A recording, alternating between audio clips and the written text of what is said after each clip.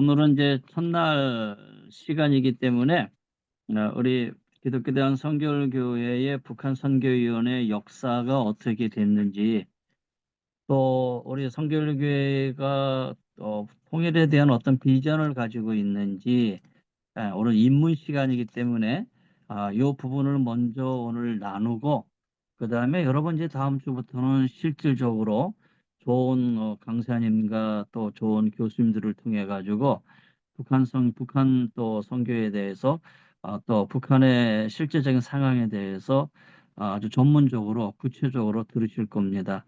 그래서 오늘은 이제 개강 예배도 드렸고, 그다음에 이제 첫 강의인 만큼 가볍게, 여러분이 다 우리 선교교회 있잖아요. 그러니까 우리 교단의 북한 선교위원회가 어떻게 존재했는지, 어떻게 이루어져 왔는지라는 부분들을 함께 나눌 수 있는 그런 시간이 되었으면 좋겠습니다.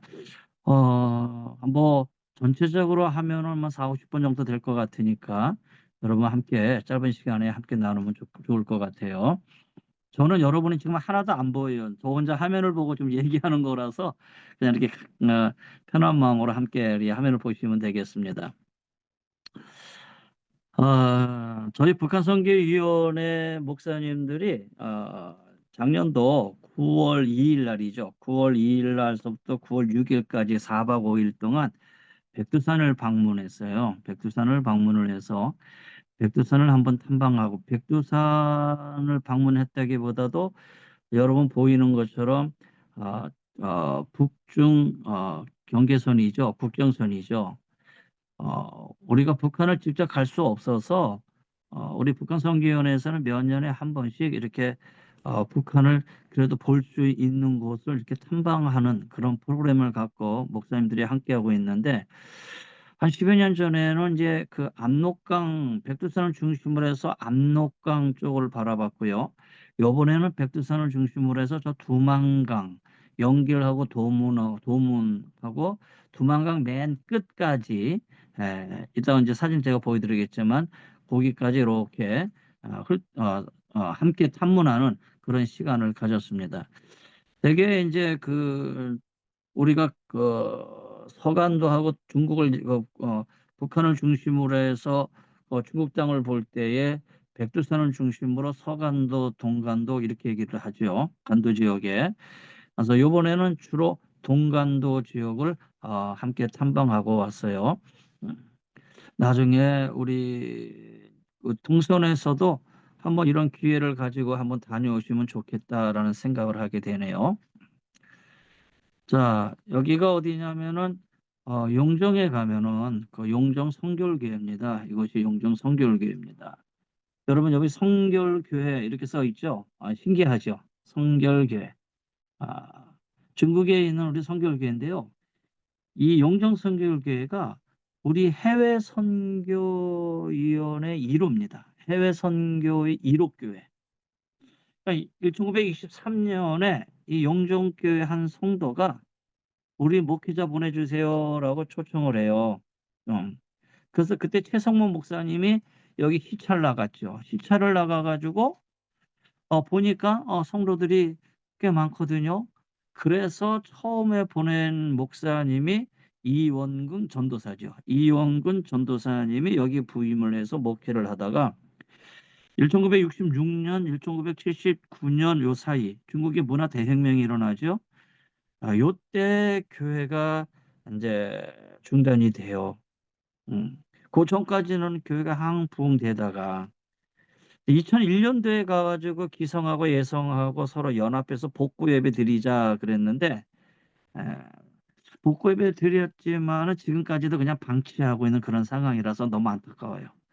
지금 중국이 예전 같지 않아서 이 선교적인 부분에서 은근히 지금 막 압력을 가하고 있고, 중국의 선교사들은 이미 다 쫓겨난 그런 상태예요. 요 사진이 하나는 정경이고 하나는 그 교회의 이제 간판에 성결교회 예배당 이렇게 써 있죠. 그래서 참 우리 성결교회가 용정에 있구나. 좀. 그런데 이 예배당이 지금은 어떻게 됐어요? 용정 조선 민족박물관, 민속박물관 이렇게 지금 바뀌어가지고 아주 그냥 주변에 아주 그냥 잡초들로 그냥 가득 차 있는 그런 안타까운 모습이에요. 언젠가는 이 선교적인 유물도 한번 우리가 잘 보존을 해서 지켜야 되지 않나라는 그런 생각을 한번 했습니다. 우리 해외 선교 1호 교회, 중국의 우리 용정 선교교회입니다. 이게 백두산입니다, 여러분. 백두산. 제가 이거 어제 인터넷에서 제가 뭐 다운받은 게 아니고요. 직접 찍은 사진이에요. 하늘이 너무 맑아요. 하늘이 너무 맑고 1년에 이런 백두산을 볼 수 있는 기회가 몇 번 없다고 그래요. 그런데 이번에 목사님들이 가셔서 이런 하늘을 봤어요. 음. 저 밑에 구름이 있고 위에는 하늘이 아주 시퍼렇고 이런 시퍼런 어떤 백두산을 볼 수 있다는 것이 행운이었어요. 우리는 북파 쪽으로 올라갔어요. 북파, 서파, 남파 있다는데 북파 쪽으로 올라가서 저쪽에 중국에서 저쪽 서쪽이죠. 서쪽을 바라보면은 동쪽이죠. 어, 바라보면 이제 북한 땅에 저쪽에 있는 그런 모습이 안타까운 모습을 우리가 볼 수가 있어요. 요거는 이제 목사님들이 손을 들어 기도하는 겁니다. 기도하는데 왜 이렇게 기도하느냐면 중국 이번에 갈 때 중국에서 성경책도 가져오지 마라, 유인물도 가져오지 마라, 그 다음에 모여서 소리내어서 찬송도 부리지 마라, 기도도 하지 마라. 아주 여러 가지 제약이 많았어요. 그러니까 어떻게 할 수가 없으니까 목사님들이 소리도 못 내고 저 북녘 땅을 바라보면서 목사님들이 손을 들고 기도하자 그러면서 기도하는 그런 모습이에요. 음. 또 이걸 보면 저도 찍었지만 뒤에서 이렇게 찍어 주셨지만 마음이 아주 뭉클한 그런 어떤 모습입니다. 자, 요는 여러분이 이 비석인데 보일지 모르지만 김야견 목사님 기념 비석이에요. 김야견 목사님. 이건 어디 있냐면은 여러분이 이제 혹시 기회가 있어서 백두산 쪽을 방문할 기회가 있다면은 아마 여행 쪽에서도 여기를 한 번씩 가지요. 여기가 어디냐면은 윤동주 생가입니다. 윤동주 생가.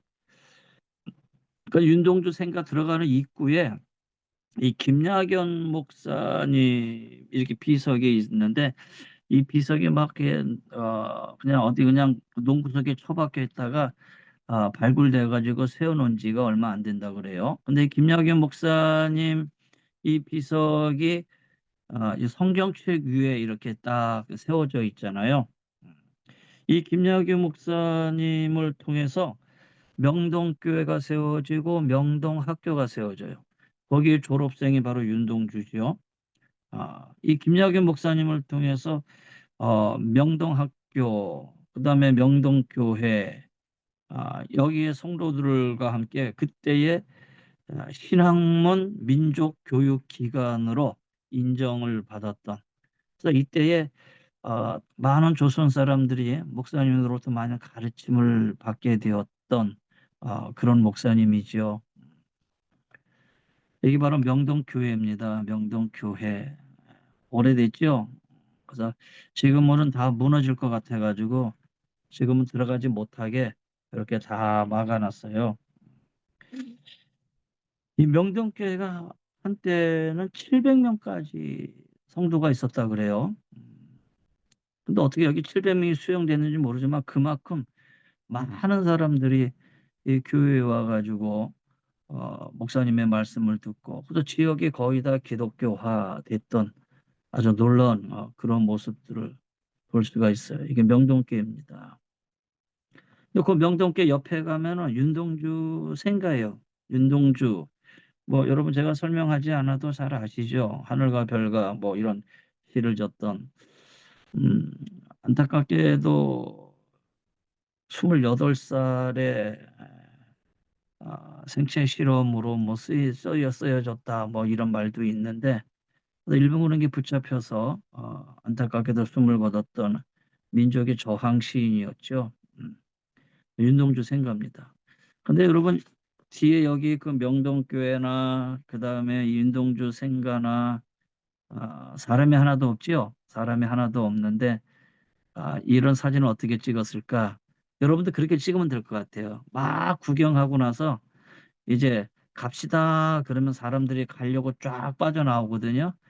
그러면은 남들보다 한 1분만 늦게 가면 되거든요. 거기 서 있다가 사람들 쫙 빠지면 그때 사진을 찍으면 이렇게 사람이 아무도 없는 사진을 이렇게 찍을 수가 있어요. 윤동주 생가고요. 여기 이제 명동교회입니다. 명동학교입니다. 여기 윤동주 시인이 졸업한 학교고 이게 이 명동학교를 통해서 많은 사람들이 그 신학문 교육을 받았던 그런 곳이에요. 이 안에 들어가면 윤동주 뭐 이렇게 공부하는 모습도 뭐 이렇게 있고 막 그러더라고요. 근데 이런 명동 학교인데 우리나라의 어떤 신학문을 가르쳤던 조국의 어떤 신학문 속에서 민족 교육기관으로 사용되었던 이 명동 학교가 입구에는 이렇게 써 있어요. 중국 공산당 명동촌 지부위원회. 지금은 민족 정신이 그려져 있는 이 학교를 중국 공산당 명동촌 지부위원회로 사용하고 있는 참 안타까운 그런 모습을 볼 수가 있었어요. 그 다음에 요거는 저 멀리 보이는 것이 해란강이고요. 소나무는 일송종 소나무인데 이 소나무가 선구자에 나오는 그 소나무냐? 뭐 그렇지는 않지요. 이 소나무는 어, 그냥 심어놓고 여기가 일송종이다라고 상징적으로 보여주는 그런 곳입니다. 그럼 여튼간 선구자에 나오는 저 모란 강하고 그 다음에 해란강이 죄송합니다. 해란강이고 그 다음에 여기 일송종 그래서 한번 이렇게 찍어봤습니다. 그 다음에 요건 아주 중요해요.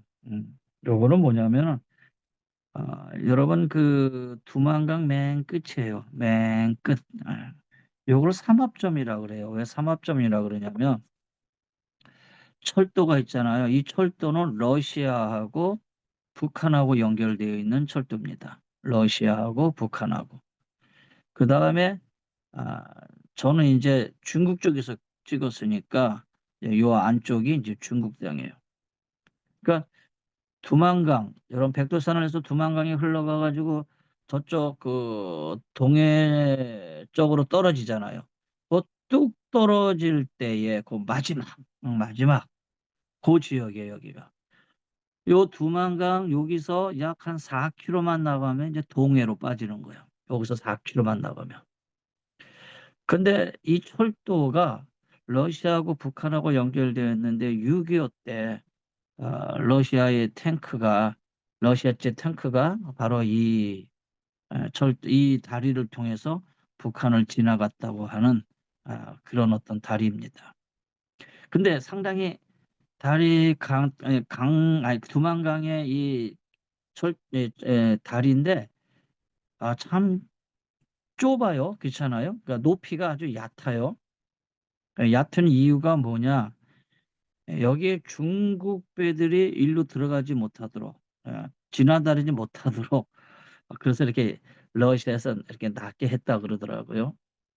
근데 중국 입장에서 보면은 이게 참 안타까운 거예요. 여러분 아시다시피 중국은 동쪽으로 뻗어나갈 수 있는 길이 없잖아요.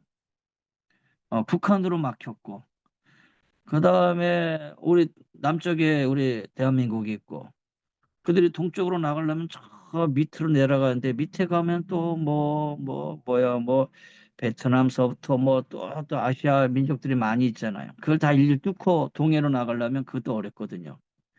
그 중국 입장에서는 태평양으로 나갈 수 있는 길이 사실은 이 부분이었는데 여기서 막힌 거예요. 사실은 태평양으로 나갈 수 있는 길을 여기서 막혀버렸어요. 그럼 왜 여기서 막혔냐면은 19세기에 러시아와 청나라 사이의 국경이 여기서 조약이 됐다 그래요. 음. 그러니까 이미 오래전에 청나라 사이하고 러시아하고 국경이 조약이 되는 19세기 조약이 됐기 때문에 그때부터 국경이 된 이후로 중국은 아마 여기서만 오면은 아마 마음 아파할 거예요. 여기서 4km만 더 나가면 태평양인데라고 안타까워했겠죠. 여기 삼합점까지는 사실 여행으로 잘 가는 곳은 아니에요.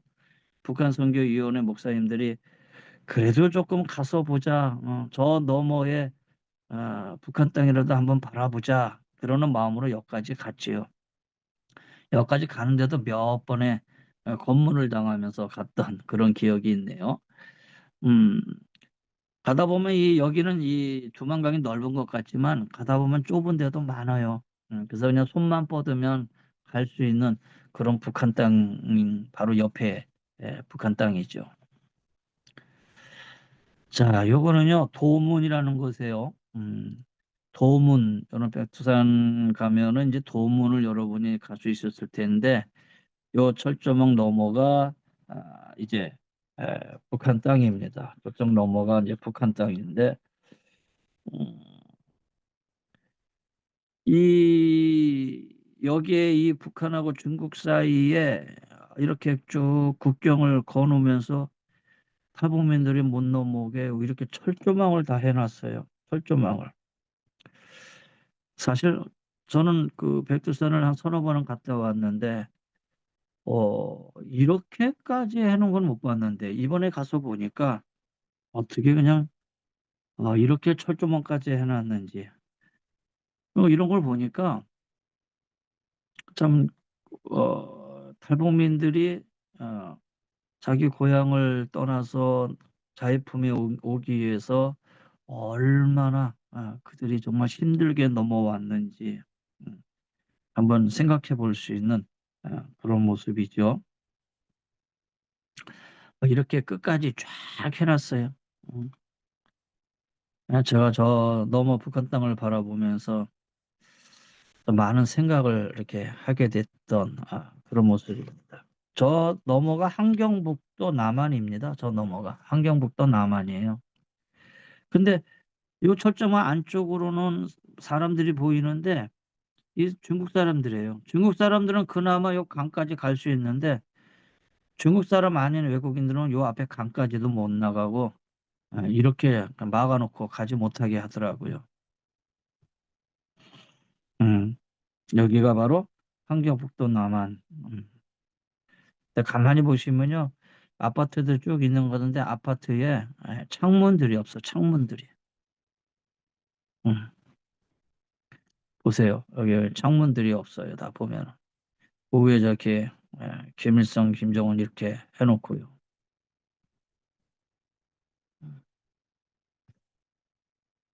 보세요. 여기 나오죠? 가깝게. 요거는 이제 핸드폰, 요즘 갤럭시 핸드폰이 너무 좋잖아요. 있는 대로 줌을 뽑아가지고 찍었더니 이렇게 나오네요.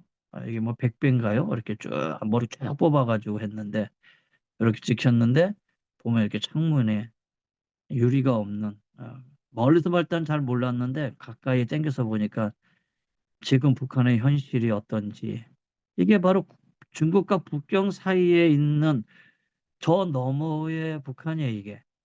중국 사람들이 보는데도 이 정도니 여러분 이 내륙으로 가면 갈수록 어떻겠어요? 더 심각하겠죠. 되게 이제 국경을 맞닿고 있을 때는 보이게끔 그래도 잘 해놓잖아요. 그런데 지금 현재는 이렇게 그냥 해놓고 있는 그런 안타까운 모습을 볼 수가 있어요. 음, 요 집들이고요. 자, 여기 이제 중국하고 저 앞에 북한하고 연결되어 있는 도로입니다. 요거는 요 사진은 요번에 찍은 사진이 아니고 한 8, 9년 한 8년 전, 9년 정도 될 것 같아요. 그때는 그래도 저 가운데까지 이렇게 왔다 갔다 할 수 있었는데 저 강 가운데까지 지금은 아주 못 가게 해놨어요. 그래서 전에는 가가지고 자 여기 이제 함께 했었던 우리 선배님들, 목사님들, 권사님들, 이제 우리 북한 선교원에 함께 하셨던 분들인데 지금 이제 은퇴들 하시고 그랬어요. 이게 다리 가운데 갔거든요. 여기가 지금 가운데 선인데 우리는 지금 어디에 서 있냐면요. 북한 땅에 서 있는 거예요. 요거 넘으면 북한 땅인데 얼른 넘어가가지고 여기서 사진 찍고 얼른 다시 넘어왔죠. 오래 있을 수 없으니까. 그때만 해도 이렇게 좀 자유롭게 이렇게 가운데 서는 거 있지만 그래도 넘어가서 다시 사진 찍고 넘어올 정도로 이렇게 조금 자유로웠는데 지금은 뭐 전혀 이걸 이룰 수 없는 아예 이 다리를 가보지도 못하게끔 그렇게 만들어 놨어요. 자, 목사님들이 다니면서 기도도 같이 못하고 찬송도 같이 못하고 얼마나 답답했겠어요. 그래서 호텔에 와가지고 조금 큰 호텔을 잡아서 우리 성찬회식 하자, 성찬회식 하자. 그래서 목사님들이 이제 성찬회식을 호텔방에서 했어요. 모여서 성찬회식을 하는데 성찬회식에 하면서의 주제는 에스겔서 37장 두 막대기가 하나가 되리라라는 말씀을 낭독을 하고 우리 목사님들에게 떡과 포도주를 나눠주면서 남쪽의 교회와 북쪽의 교회가 하나가 되자라는 마음으로 이렇게 성찬회식을 지금 호텔방에서 하고 있는 모습이에요. 자, 이런 모습이에요. 이렇게 호텔방에 앉아가지고 음, 서 있는 분들도 계시고 여러분은 사진을 이렇게 보지만 정말 여기 뭐 숙연하고 또 사모님들은 눈물을 흘리면서도 기도하시고 하는 그런 모습입니다. 자, 이렇게까지 이제 작년 9월에 북한 선교위원회에서 목사님들과 또 사모님들 또 의원들이 함께 북한 땅을 밟아보지는 못했지만 이렇게 갔다 왔던 그런 경험을 우리 간단히 여러분에게 말씀드렸어요. 여러분들 기회가 있었으면 한번 이런 기회도 가지면 좋겠다라는 생각을 하게 되네요. 자, 이제 우리 북한 선교교회의 초기입니다.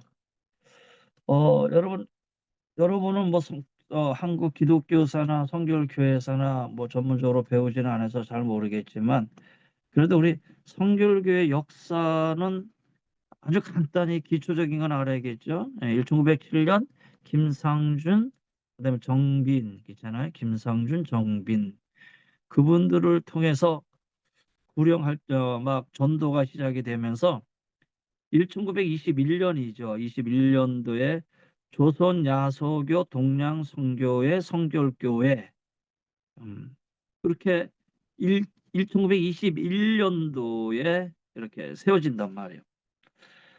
사실은 1885년도 장로교회 언더우드하고 감리교회 아펜젤러가 들어온 이후에 1910년에 우리가 일본하고 우리나라가 합방이 되죠.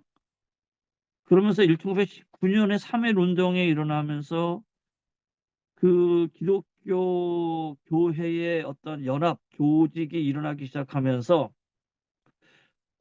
그때부터 복음이 막 많이 전파하게 되기 시작할 그때에 김상준과 정빈을 통해 가지고 우리 선교회도 그 선교 활동이 활발하게 일어났던 시대예요. 사실 요 일제 시대임에도 불구하고요. 그러면서 1930년대에 이제 3대 교파로 장로교, 감리교, 성결교. 그래서 우리 한국교회의 3대 교파하면 장로교, 감리교, 성결교 이렇게 얘기하잖아요. 그렇게 1930년대 3대 교파로 자립매김하는 그때예요. 물론 지금에 와서는 뭐 교파가 많지요. 장로교, 뭐 감리교, 성결교, 그다음에 뭐 순복음, 침례교, 뭐 오순, 그다음에 뭐 여러 가지 많은데 여러분 이때는 3대 교파입니다. 장로교, 감리교, 성결교. 그것이 사실 지금까지도 내려오고 있죠. 근데 요때 북한 지역에 우리 성결교회가 몇 개냐? 한번 조사를 해본 결과가 현재까지 파악된 교회가 82개. 한기총에서는 140개까지 얘기하는데 140개까지는 아닌 것 같아요. 왜냐면 막 같이 중복된 교회들이 막 있기 때문에 정확하게 한번 그래도 역사가 있고 기록이 있는 걸 찾아보니까 해방 전에 북한의 성결교회가 82개가 있다라는 것을 찾아내게 되죠. 그래서 요거를 책으로 이렇게 만들었어요. 음, 처음에 기초 자료로는 북한과 한국 성결교회, 그래서 북한의 82개 성결교회가 이렇게 돼 있다라는 것을 몇 기초적인 자료로 만들었고, 요 기초 자료를 가지고 이때 참여했던 이한복 목사님이 요거를 좀 더 구체적으로 교회 하나 역사를 발굴을 해가지고 만든 책이 요번에 나온 북한 성결 교회사예요. 참 그 대한 기독교서에서 이걸 발간해 줬어요. 기독교서에는 사실 한 교단의 역사를 이렇게 발간해 주는 게 쉽지 않은데, 대한 기독교서에서 우리 교단의 북한 성결 교회사를 이렇게 발간해 줘서 출판해 줘서 얼마나 좋은지 몰라요. 그래서 지금도 이렇게 시중에 나가면 이렇게 판매되고 있죠. 근데 뭐 타 교단보다도 우리 교단에서 많이 사줘야 되는데, 여하튼 이렇게 북한 선교 교회사가 편집이 됐다. 여러분들 기회가 있을 때 이 북한 선교 교회사 말씀하시면 보내드리도록 하겠습니다. 우리 교단이 가지고 있는 아주 귀한 자료예요. 한 교회 한 교회 다 이 역사가 다 이렇게 기록이 돼 있으니까 요거를 찾기 위해서는 활천지 뭐 당시에 일제시대 때 나왔던 모든 잡지들 기독교 잡지들을 총망라해서 다 찾아봐야 되는 것이었거든요. 그래서 그 기초 자료는 서울신학대학교 기독교신학연구소에서 해줬고, 요 자료를 근거로 해서 신학연구소에 참여했던 이한복 박사가 요거를 이제 다시 좀 더 이제 확실하게 이렇게 편집을 해서 발간하게 됐지요. 음. 우리 교단의 아주 귀한 두 자료를 가지고 있는 편입니다. 자, 그러면 이제 북한 선교위원회 선교 역사는 어떻게 되느냐? 자, 선교위원회 역사는 사실 이제 1993년도부터 시작이 됩니다. 1993년에 한국기독교총연합회 남북협력위원회로 시작이 됐는데, 이때의 한기총에서 남북협력위원회 위원장이 정진경 목사님이에요. 정진경 목사님은 누구냐면 신천교회 원로 목사님이셨죠. 신천성결교회, 신천성교회 원로 목사님. 지금의 박노 목사님, 그 위에 이정희 목사님, 그 위에 정진경 목사님 이렇게 계셨거든요. 아, 근데 이 정진경 목사님, 우리 성결교 목사님으로부터 한국기독교총연합회 남북협력위원회가 시작이 됐다. 아, 참 감사한 것이죠. 이런 좋은 역사를 우리가 가지고 있어요. 그리고 2004년도에는 이제 우리 교단이 제98년 총회에 한시적으로 북한 선교 특별위원회를 신설을 해요. 북한 선교 특별위원회가 조직이 됐는데, 여기 특별위원이라는 말을 쓴 거는 말 그대로 한시적 1년에 한 번씩 승인을 받아야 돼요. 그럼 여하튼 2004년도 지금으로부터 약 20년 전에 북한 선교 특별위원회가 이렇게 조직이 되어 가지고 오게 되었다. 그러니까 우리 선교위원회의 역사가 한 20년 정도 되는 것이죠. 그래서 교단 차원의 다양한 정책 수립 및 실행을 하게 되는 북한 선교위원회 2004년도에 설립이 되어서 지금까지 오게 됐어요. 북한 선교위원회 그러면 어떤 선교 역사를 가지고 있느냐? 2004년도에 창립이 되었고 2006년도에 후원 이사회가 개최가 되었고요. 근데 후속 조치가 없이 그냥 종료돼서 좀 아쉬움은 있었지만, 하여튼간 창립된 지 2년 만에 후원 이사회가 창립이 되었다. 그런데 북한 선교위원회가 창립된 지 4년 만에 승인 연장이 불허가 돼요. 그러다가 한 3, 4년 지나서 2021년도에 제15회 북한 선교위원회 항전위원회로 승인이 되죠. 죄송합니다. 2008년도에 승인 연장이 불허됐다고 해서 선교위원회가 없어졌느냐? 아니에요. 북한 선교특별위원회는 총회 승인 연장은 못 받았어도 계속적으로 활동을 하고 있었어요. 그 활동에 드디어 지금부터 4년 전이죠. 2021년도에 북한선교위원회가 이제는 특별선교위원회가 아닌 항전위원회로 승인이 돼요. 항전위원회라는 말은 이제는 뭐 승인 연장할 필요도 없이 우리 교단에 존속하고 있는 선교위원회. 그래서 우리 교단에 이미 항전위원회 선교위원회가 해외 선교위원회, 그 다음에 국내 선교위원회, 그 다음에 이제 세 번째가 우리 북한 선교위원회.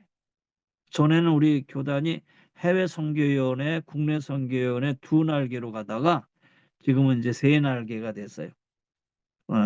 해외 선교, 국내 선교, 그 다음에 북한 선교.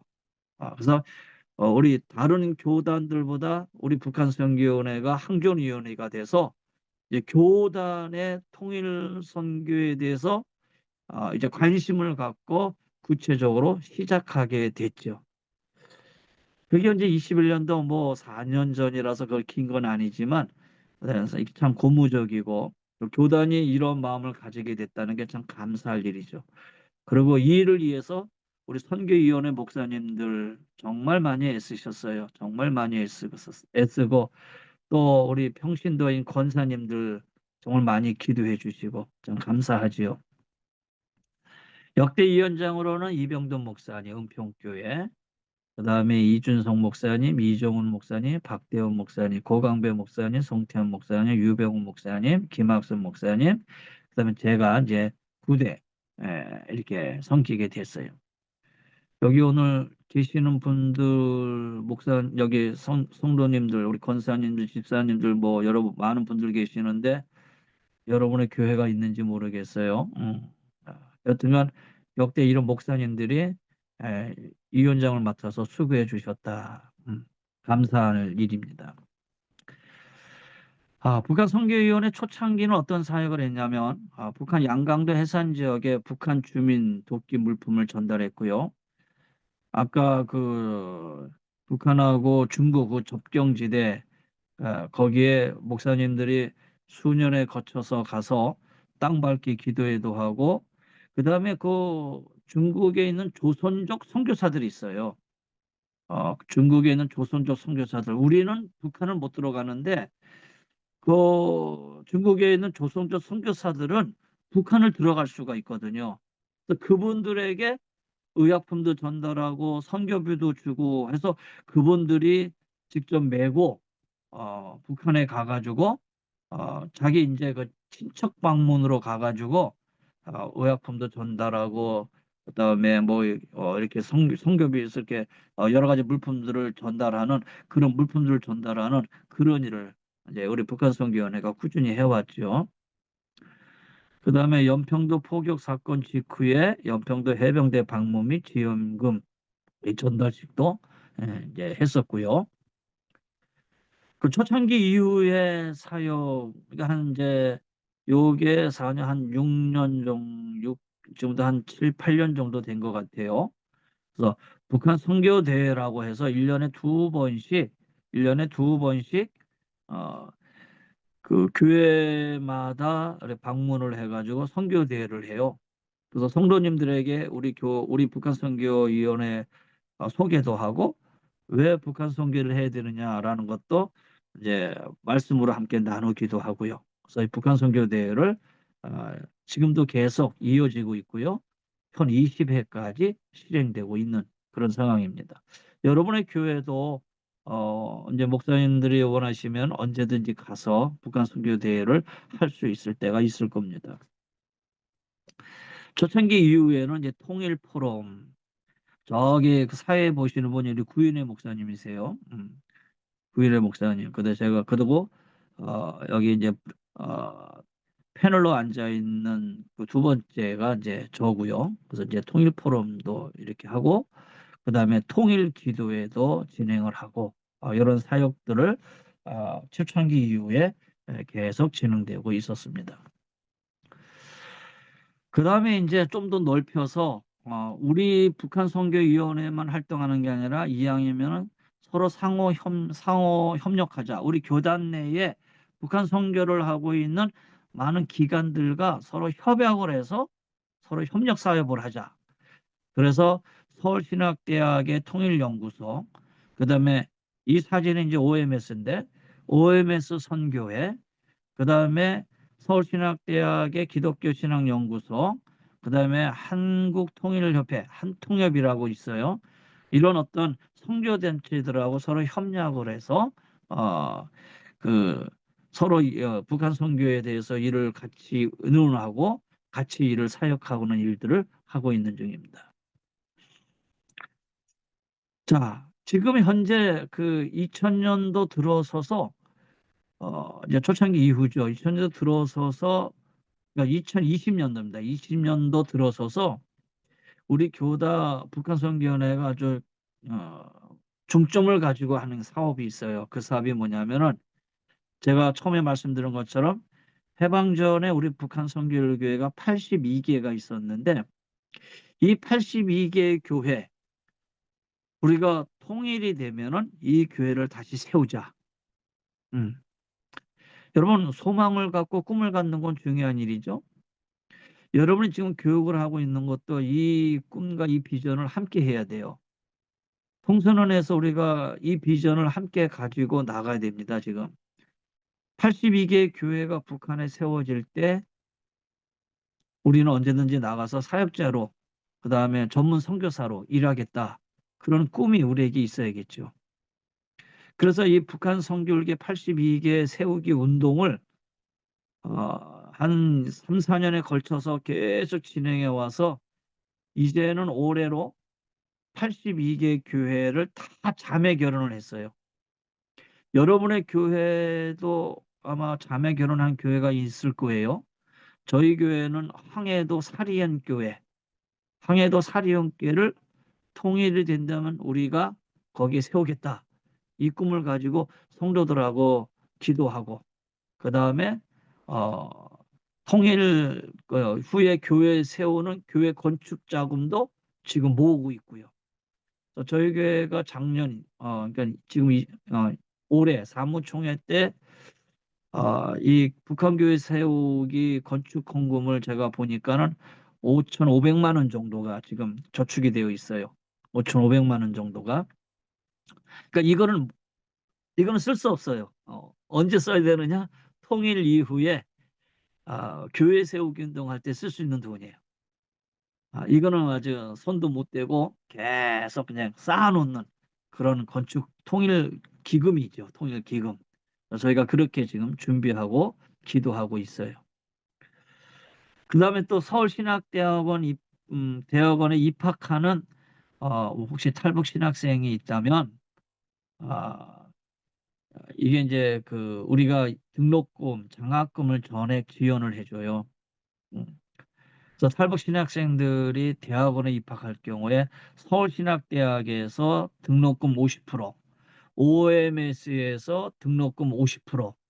그래서 장학금 전액을 지원해주고 우리 선교위원회에서는 이 학생이 잘 공부할 수 있도록 생활비를 지원해주고 있는 거예요.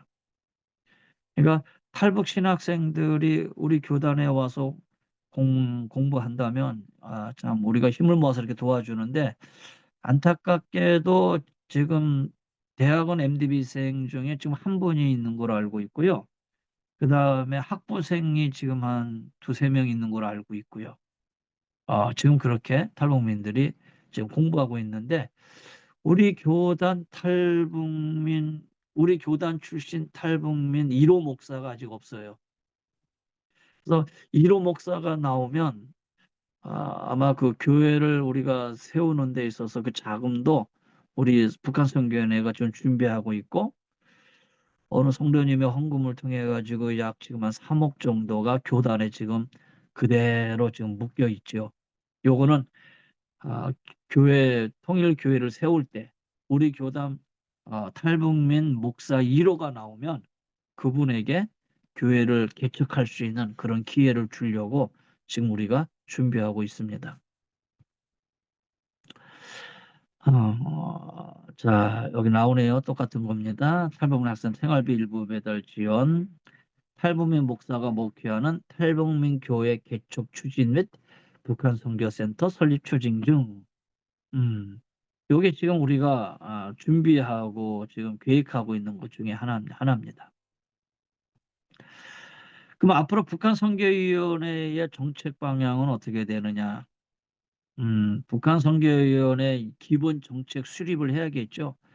사실 북한 선교는 여러 방면에 있어요. 그래서 아마 통합적인 네트워크가 구성이 돼서 다방면으로 우리가 지원을 하고 또 함께 기도하고 또 함께 나아가야 되지 않느냐. 그래서 우리 교단 북한선교위원회 정책위원회가 있어서 정책위원회에서 여러 그 방면들을 수집을 해가지고 우리 교단이 이렇게 나아가야 된다라는 것을 매년 우리가 MT할 때마다 발표하고 있고 또 그걸 방향으로 해서 또 북한선교위원회가 또 추진해 나가고 있고 그렇게 하고 있습니다. 북한선교의 직접적인 협력 강화를 모색하고 있고요. 자, 연결되어지는 건데, 아까 통일시대 북한 선교교회 설립 82개 교회, 이거 세워야 되는 거. 우리가 지금 이거는 변할 수 없는 거고요. 이거를 이루기 위해서 일꾼을 양성해야 되잖아요. 그 일꾼 양성이 바로 오늘 여러분이 함께 공부하고 있는 통일선교 훈련원입니다. 그래서 입문반, 심화반, 전문반. 그래서 졸업을 하면은, 여기 졸업을 하면 우리 교단에서 평신도 통일 선교사로 인정을 해서 이제 그 통일 후에 여러분이 사명을 가지고 나간다면 언제든지 일할 수 있는 그런 기회를 얻게 될 것이에요. 북한 선결교회 재건 준비 뭐 나중에 이제 공부하는데 더 깊게 이제 들어갈 기회가 있을 거예요. 이제 심화반에 가면은요. 함경대 15개, 함경남대 23개에서 평안북도 12개, 평안남도 12개, 항해도 13개, 경기도 2개, 강원도 4개, 그 위에 1개에서 총 82개의 우리 북한의 선교교회가 있고요. 옆에 보면은 여러분 조금만 잘 안 보이겠지만은 이렇게 키워서 보면은 이제 협력교회가 다 이렇게 짜져 있습니다. 여러분 공부하고는 통일선교훈련원의 입문과정, 심화과정, 전문과정입니다. 이건 여러분이 다 보셨이라 생각이 들고요. 또 오늘 제가 아, 입문과정의 1강이죠. 해방분단 그리고 통일, 한국기독교의 통일 준비해서 우리 교단의 북한선교위원회를 소개하는 그런 시간을 갖고 있습니다. 2강부터 가서는 이제 전문적인 강사들이 구체적으로 여러분에게 북한에 대해서 어떻게 선교해야 될 것인가라는 것을 여러분에게 말씀드릴 겁니다. 그러면 통일되고 났어요. 통일되고 난 이후에 그럼 우리 선교위원회는 어떻게 나가야 되느냐? 아주 큰 그림을 한번 그려봤어요. 선교회 사무실을 개설을 하고 우리 교단적인 기독병원도 설립을 하고 그 다음에 우리 기독교 출판사도 개설을 해서 운영하고 교단이 서로 모여서 기독교 방송국 설립을 해서 운영을 하고 아마 지금 현재는 기독교 방송들이 더 커지겠죠. 그 다음에 우리 교단은 우리 성교율교 82개 교회를 건축을 하고 또 우리 성교율교 기독학교도 설립을 하고 제일 중요한 건 이제 사회복지시설이죠. 우리 교단의 사회복지시설을 북한에다가 좀 건립을 해서 그들을 선교하는데 아주 중요한 어떤 도구로 사용될 수 있게끔 사회복지시설도 건립하고 그래서 통일 이후에 이렇게 큰 그림을 가지고 우리가 준비하고 기도해야 되지 않겠나라는 생각을 하게 돼요. 자, 복음 통일의 원칙이 있습니다. 음, 우리는 그냥 통일이 아니고 복음 통일입니다. 복음 통일의 원칙은 하나님과의 관계가 있어야 되고 이건 회복이 돼야 되는 거예요. 두 번째는 하나님의 지상 명령의 성취, 끝 영혼 구원 우리가 분명해야 되죠. 그 다음에 세 번째는 구속사적 부르심과 사명. 이거는 아, 지금 우리가 지금 이 통일선교 훈련에서 우리가 훈련 받는 데 있어서 이 구속사적 부르심과 사명에 이런 마음을 가져야 돼요. 그래서 하나님과 관계 회복, 지상명령의 성취, 곧 영혼 구원, 그다음에 구속사적 부르심과 사명, 이 복음 통일의 원칙입니다. 이걸 벗어나면 안 되겠죠. 자, 이제 거의 마지막입니다. 저한테 이렇게 묻는 사람들이 많아요. 목사님 언제 통일돼요? 뭐 통일이 오겠어요. 요즘 젊은이들은 뭐 통일을 원하지도 않는데요. 또 어떤 정치가 나와가지고 뭐 꼭 통일돼야 됩니까? 뭐 이렇게까지 얘기하잖아요. 사실 언제 통일되는지는 모르죠. 하나님만이 아시죠. 어, 그럼 언제 통일되느냐라고 했을 때 저는 성경의 시편 126편을 말씀드리려고 그래요. 여호와께서 시온의 포로를 돌려보실 때 우리는 꿈꾸는 것 같았도다. 몰라요. 귀찮아요. 이스라엘 민족이 바벨론의 포로로 끌려갔다가 이제 조국으로 돌아오게 되잖아요. 아, 이제는 니들 이제 다 고레스가 이제 다 허락을 해가지고 이제 유대 민족으로 가라 했을 때에 유대 사람들이 놀란 거예요.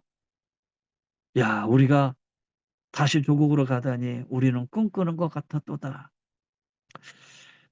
저는 우리나라도 이렇게 이루지 않을까. 생각지 않는 가운데 하나님의 통일을 주시면 우리는 통일됐어? 정말 통일된 거야? 내가 꿈꾸고 있는 거 아니야? 아, 통일이 되는구나. 아, 아마 유대 민족이 느꼈던 그때의 감격이 오늘 우리의 감격이 아닐까.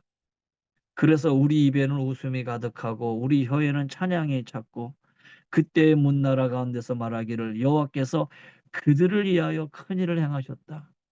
그래 너희들의 기도를 내가 들었어. 너희들의 소망을 내가 알아.